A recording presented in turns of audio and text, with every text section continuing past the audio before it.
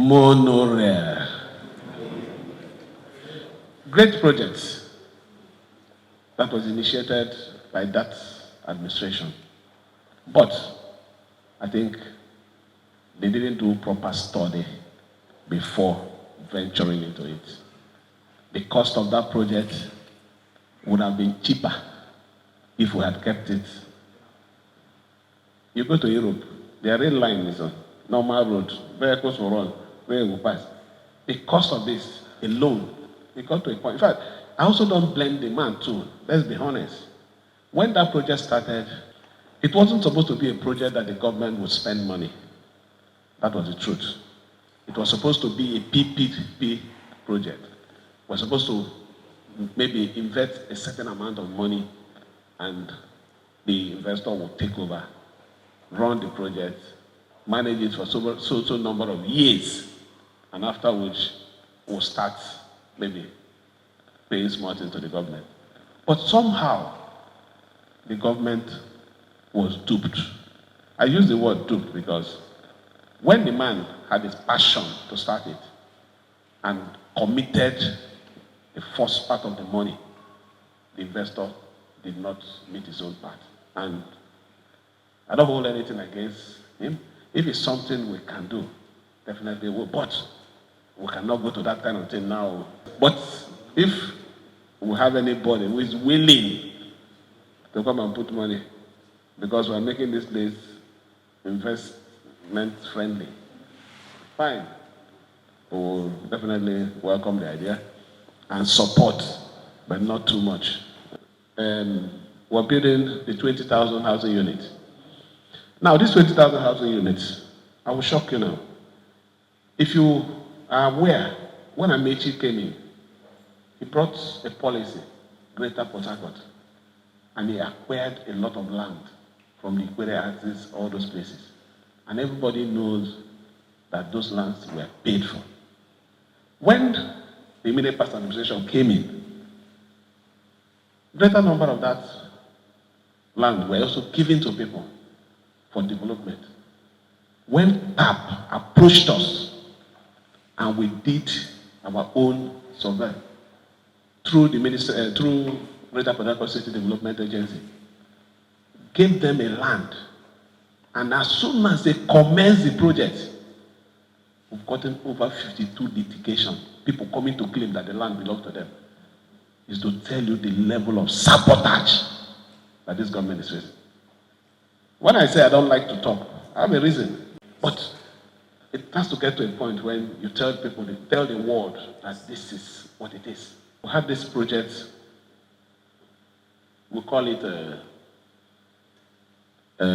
spare parts village, that we wanted to, the previous administration already had arrangements.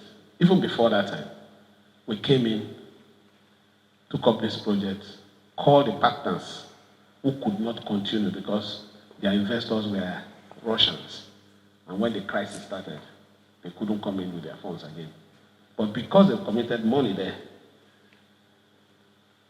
we had to call a new investor, come and take over this thing. An investor came. We agreed, paid off the old investor. The new man started. You won't believe that people who don't want us to succeed even had to go and call the former investor, ask him to take us to court. But thank God for those of us who still have fear and respect for God. And the man said, am I taking them to court for what? The man called us. We sat, we discussed, and paid us off. What justification do I have? How can I even look at the man? If there's anything this government is suffering, sabotage. Economic summit that we had, every notable speaker that we invited were called. What are you going to do there now? Hey, not going to embarrass me. What are you going to do there? I'm telling you. But to the glory of God, we had few men and women who had the courage to come out and stand with us. Bridges are not going to be a legacy. No. We want to go beyond bridges. I won't limit my legacy to only Trans-Calabari Road, the Ring Road, Port Harcourt, the Ekiri Road. No. I want to develop human capacity. We, this administration, is the one that commenced the Ring Road project that is costing the state 199 billion, excluding compensation. Are you getting it? And we have paid 77% of that money, about 147 billion. We've also done something for the people of this state. I hear people say Trans-Calabari, second phase, first phase. There is nothing like a first phase. What we had in the state was doing a bridge that connects Degema to Krakrama. And for you to access that place, you need to still go into the heart of Calabari. What we just did was to award what they call the original Trans-Calabari Road, which will it brings you into Port Harcourt. It's not taking you from Elele. You start going that fast if you're going to Mbiama. No. Here, you just drive into the heart of Port Harcourt. That is the one where we just awarded. I believe you also heard it and you watched it on the tele where we invited our father, the former president, to come and flag off for us. That project will cost the state 225 billion. So far, we have already paid 30% of it, which is about 67 billion. Down payment is our commitment. We also done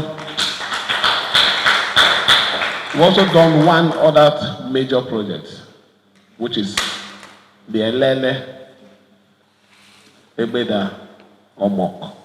For those of you that go to that axis of the state, if you're going to Omok, from there you can also access Imo. You will notice that from the Elele axis, that road is a trunk A road, but it's bad. In fact, it has been a death trap. A lot of crimes have been committed there. So we're also dualizing that road. That particular road is costing us about 80 billion. For that one, we have also commenced work, awarded to a contractor, and paid 50%. This, you don't even need to be an accountant. Just check the money there. You can imagine how much we have spent. Apart from the Ring Road that we took a facility for, these other ones were projects that we have paid from our savings. When we came on board, the first thing we had to do was to work to see that we improve our IGR. And by the grace of God, the savings at that time, from when the IGR improved, I don't need to go and spend money to anybody. I want to spend the money for Rivers people. So I've been saving. Maybe that is why they say I'm a bad person. But if at the end of the day, what counts is the project that you deliver, projects that will change the life of Rivers State, project that will change the face and the economic status of the state, things we want to do in the health sector. We came in and met forget about what you read and what you see, the issue of hospitals, cancer, mother and child. The only functional health centers that we have is the University Teaching Hospital, the one you have in Choba, that belongs to the university at the Uniport, and the one you have here in OGRO that belongs to the Rivers State University. That is the only functional health service. We don't have what we call intermediary health services. It's not there. None. The only thing we have that we have to improve on is the primary health sector. By the special grace of God, we're able to at least improve the status of about 36 of it. So we already have the target of making sure that in the next 1 month or so, there will be active activities in improving the status of the tertiary, moreover, in fact, the intermediary health facilities. What about the schools? A group came here, they called them the Globe, something Globe Watch, something Globe Watch. They came here and said they want to spend $5 million. The $5 million is not to be spent in terms of putting structure, that is building, no. That they want to spend the money in software, development of teachers. We said, okay, go and assess our schools after the assessment. You know what they told us? You're below benchmark. Have a conversation with his friends, so it is not for reporting. So yeah. They say you are a man of peace. Sorry, yes. My escort deserves to elaborate comment. Esteemed members of the Guild deserve to be recognized. Various places. So we have a way of doing things in the Guild. This is to do the announcement.